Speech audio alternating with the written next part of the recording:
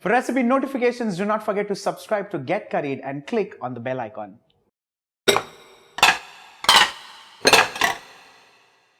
Thanksgiving, of course, calls for feasts, family get-togethers, and lots of love.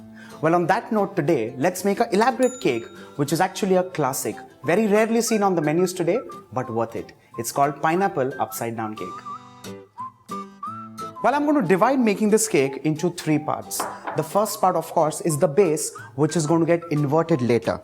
Now that is going to become saucy, caramelized, and buttery. So the first thing that goes in a bowl is, of course, salted butter. We just need to cream it lightly.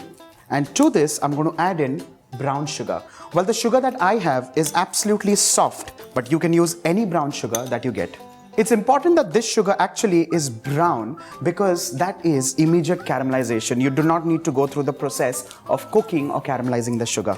Cream this mixture till it's nice and fluffy. Well, there are various ways of making this. Well, this one is actually a cold method. There's another method also which actually begins on the pan. You need to melt the butter. Once it gets a little nutty brown in color, you need to add in the sugar. Caramelize that, cool it completely, and add in some lemon juice. Well, I personally prefer using this method because what happens is when you're actually cooking the sugar in the pan, it may tend to, of course, get caramelized, sometimes over caramelized. But what we forget is that the entire mixture is going to get cooked in the oven once again. And that time, the sugar may tend to get burnt. So this gives complete control on the caramelization. Once this is creamed well, the next step is to transfer this at the bottom of your pan. But this could be the mold of your choice. You can use aluminium, you can use silicone. That's your choice. Scrape this well completely. The next step is to evenly spread this at the bottom of the pan. The next step is to place canned pineapples on top of this.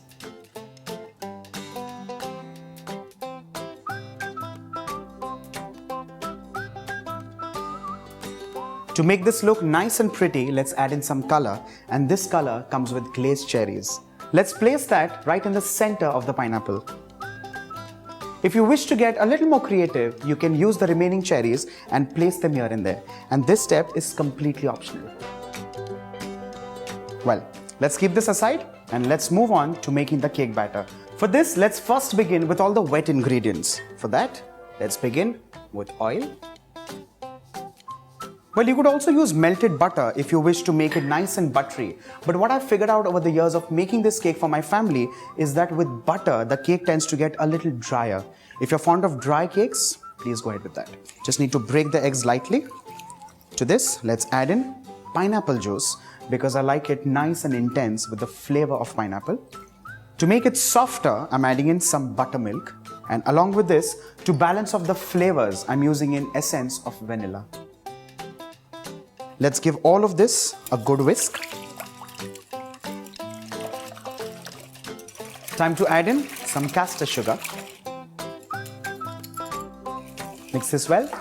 Once the sugar in this mixture dissolves completely, time to add in the dry ingredients. The first thing that goes in is, of course, refined flour. Need to sieve this well at least twice or thrice so that the pores kind of open up. To this, I'm adding in baking powder along with baking soda.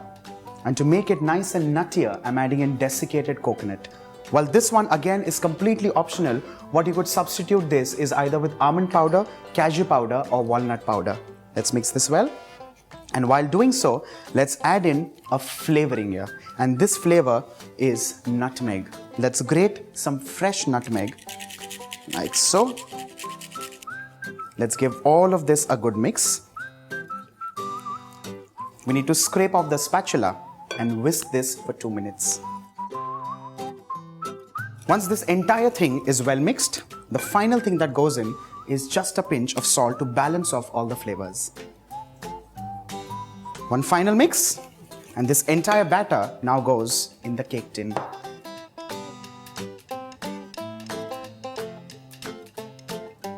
The next step is, of course, to bake this. I'm going to bake this at 200 degrees Celsius for 40 minutes in a preheated oven.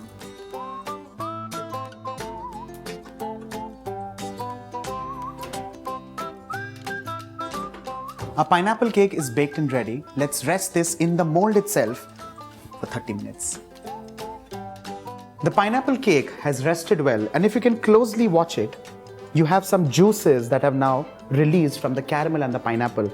And that, once we upturn, it's going to seep into the cake, and that's going to add in to the juiciness and softness of the pineapple upside down cake. So the next step now is to place a plate on top of this and turn this like so.